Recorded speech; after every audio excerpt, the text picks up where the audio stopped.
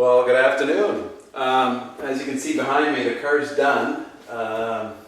If you follow the forums, I posted actually this week my sort of closing graduation comments on finishing up the car.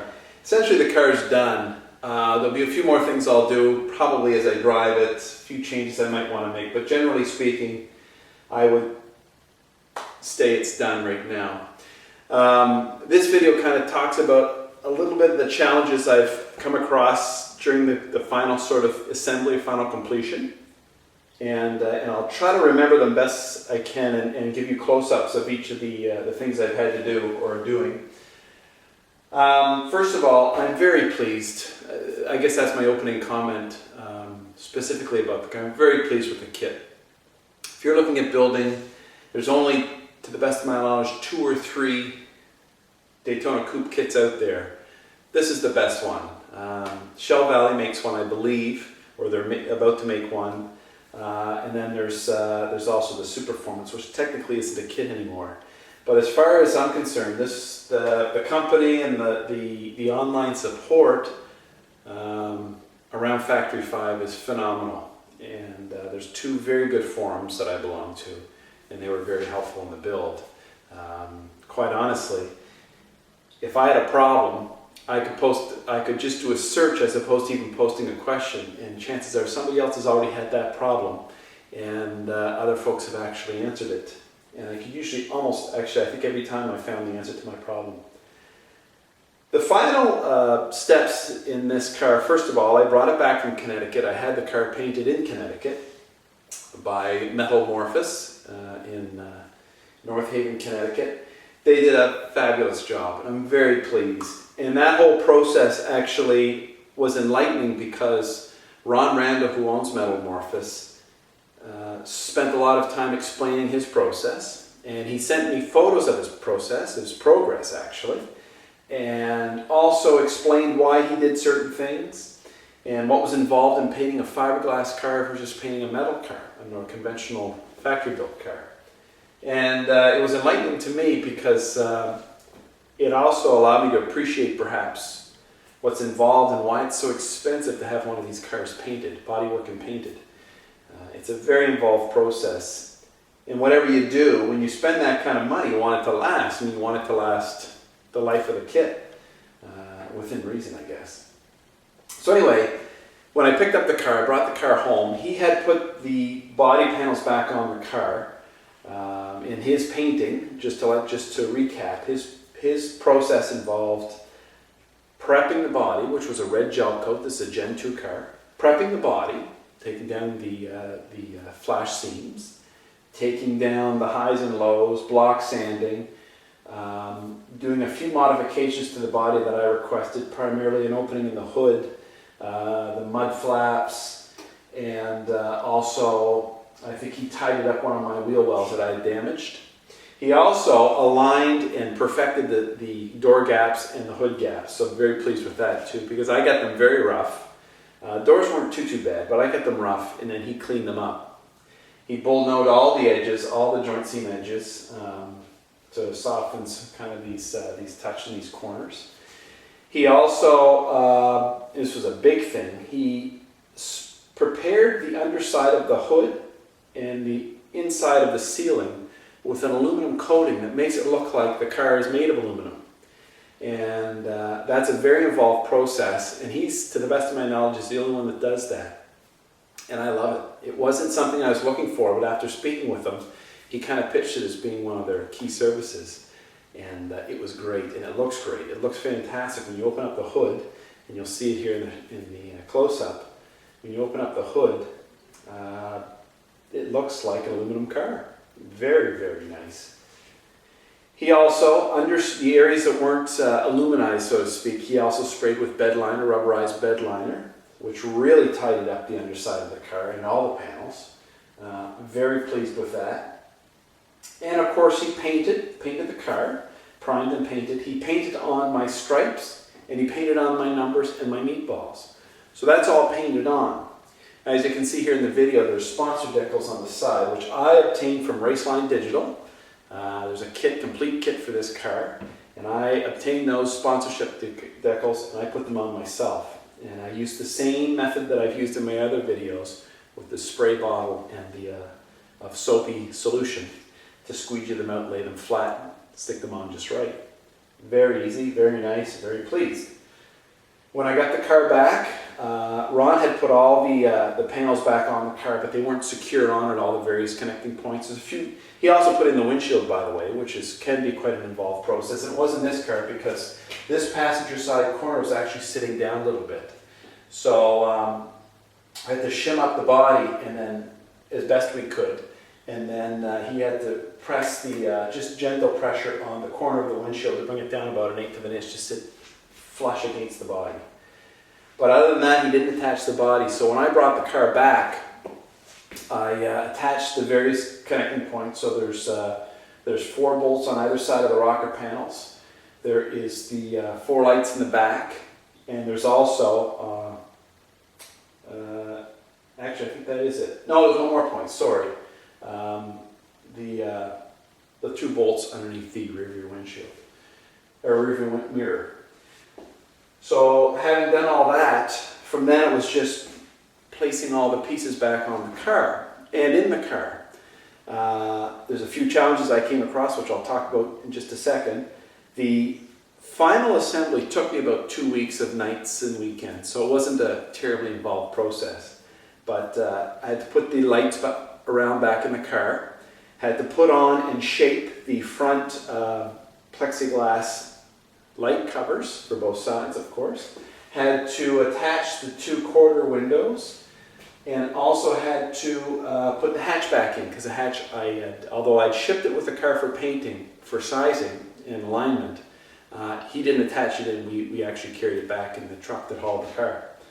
So I put all those things back in, all the glazings back in, put the wheels on, and put on the exhaust, which I had kept here and painted with the basically the high temperature flat white paint, spray paint. That went well. Put on the mirrors and all the weather stripping. And because I'm a big proponent of 3M rock guard, I put that all over the car. I didn't bake the car in it, but all the susceptible areas, all these, you can't see it here in the film obviously, but all these lips on the wheel wells, the rocker panels, the nose, and way in the back, behind the back wheel, those are all covered in 3M Scotch Guard rock guard. Okay, it's a thick poly adhesive material that's specially designed to protect the paint in your car. And I also put it in areas that were repeatedly touching weather stripping, because I know even on a stock car, when you paint it, a conventional car, if it's constantly exposed to rubbing weather stripping, the weather stripping can actually scrape off some of the paint. So I've put that in all the areas in the door jambs. I've also put a susceptible areas when people flip their leg over into the car. I've put the 3M rock guard there too. And that all went well. My challenges in this final assembly stage, primarily, most challenging, I guess most challenging assembly part was the seats. The kit seats, 2 high back seats, and I ordered the high back seats. It's called an Kirky Intermediate Road Race seat. And they are nice seats, and they're very comfortable. They're high back, so a little safer than the short back ones the vintage seats. But the kit doesn't come with mounting brackets, and you can't really bolt these things directly to the floor because you need some sort of back support. If you bolt it to the floor will eventually peel, or the bolts will pull through the floor. So you buy 2 L brackets for the bottom of the seat, and then one, it's called a roll bar bracket that is shaped to the back of the seat with a flange heading backward. Very, very thick aluminum, plate aluminum, about 1/8 of an inch thick, and it bolts onto the conventional car would bolt onto a roll cage. In our case, if you have a coupe, in my case if you have a coupe, the back deck is the perfect height, so I bolted it right in to the large 2x2 cross beam in behind the seats, and that worked perfectly. Driver's seat was easier than the passenger seat. Passenger seat was more difficult to gain because the way the kit is designed with the parking brake on the passenger side floor, you almost have to turn the seat crooked to get the front of the seat to clear that bracket where the brake comes up. And if you move it too far over, it prevents the door from closing. So it's a really, really tight fit. And what I actually had to do is tilt the seat forward, get the front of the seat right underneath the almost the back of your knee, right down onto the floor of the car, bolt it through without using those 2 L brackets, and then put one bolt in the middle of the seat, almost about halfway up your thigh, down through, and then of course the bracket on the back of the seat to hold it back. So I have 5 grade 8 bolts holding on that seat. So I ended up not being able to use those 2 L brackets because it's so tight there. The seat, if you look at it long enough, you can actually see it's probably 1/8 of an inch to 1/4 of an inch turned outwards at the knees, but it fit, and the door can close. It's very tight, but the door can close and everything's okay. Seat belts, I used Seatbelt Planet 3-point latch type belts. They're required here by law, and I kind of like them. I find they're easy to get in and out of. They're like airplane latches, and they're bright red to match the shifter knob I used. Very pleased with that. I put in the driving lights, I wired them up, I put in a window washer system from Summit Racing, which was about $35, a universal window washing kit which had a bottle with a mounting bracket and a pump built in, and some plumbing to run up one nozzle onto the basically the lip right at the edge of the cowl, and it works fine. Though I don't plan on driving this in the rain because I don't have side windows. I have side windows, but I've taken them out. They can be put in and taken out easily, but I'm keeping them out. And that worked well. One challenge, one mistake I made in my build that I'm going to have to correct this winter is my steering is not aligned. I wasn't paying attention closely enough when I put the steering shaft into the splined end of the rack. So I'll have to, it's a big involved job to take that out because the steering wheel has to come off, have to disassemble the various pillow blocks and bearings to get this shaft to move around, pull it out, turn it about 80 degrees, that's how far I'm off, and plug it back into the spline, tighten down all the set screws and retighten. And it's quite involved, so I'm going to hold off doing that until the winter time. That went well. One change I made, a few folks mentioned this on the forum, and I heeded the advice. I also heeded the advice of another mechanic, a big racer, who told me that the triangular sponge type air breathers are prone to A, getting dirty and clogging up, and B, catching fire, which is a frightening prospect in a fiberglass car. Fiberglass is known to torch up pretty quick, especially when it's been soaked with paint solids. So I'm wary of that, so I replaced that with a 9-inch circular breather. I'm going to go with something a little bit bigger, but since I have a high-rise Edelbrock intake, my options are limited. I'll go to an 11-inch perhaps and try that.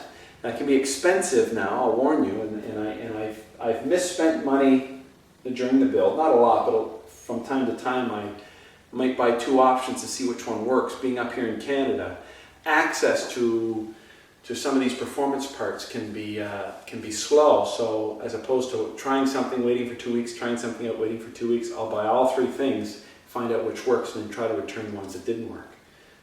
That doesn't always work. So, but I do have room here for an 11-inch diameter air breather. I'm going to try that. I am limited in height and limited in diameter. The opening in the hood required moving the support rib back, which the folks at Metamorphosis did for me, did a fantastic job, but I am still limited in space there. The alignment was a much easier process and much cheaper up here in Canada for some reason or other, what most people have paid. The components here don't require shims. They're all jam nuts and adjustable bars, so there's no pieces, I guess, that the alignment shop should have to sell you. I helped the mechanic do the alignment on the table, and it wasn't that difficult. I will say now, Factory 5 is selling outer tie rod ends, including outer tie rod ends with Stover lock nuts on them as opposed to castle nuts. Apparently this is more and more common in conventional factory-made cars. So the mechanic had no problem tightening them down. They can be very challenging to tighten down onto the outer tie rod. The toe was adjusted using the inner tie rod, so we didn't have to pop them on or off. But tightening them down can be difficult. So the trick we did was lever up using a crowbar to lever up on the bottom of the outer tie rod to push it up into the hub, and then using an impact wrench and a little bit of a very, very light lubricant, get a spinning start on the stover nut and then tighten it down. And then torque it. Once it's tightened down, you can torque it with a torque wrench and it's on there for good. Then you use the inner tie rod, the threaded rod that sticks out of the boot. Use that for your adjustments. Okay? That went well. I did a lot of it by eye and I got fairly close, but he corrected that and that was easy. As you know, I'm using Goodyear Sports Car Special Billboard tires. I did a piece on those, and they're very, very sticky. They tend to throw up lots of stuff, hence the rock guard. And they are a more challenging tire to drive with. When you're on the highway, if there's crowning, the car will suddenly dart through that crowning, through those rain grooves, back and forth. So you're working to drive the car, but it's a lot of fun. That's appealing to me.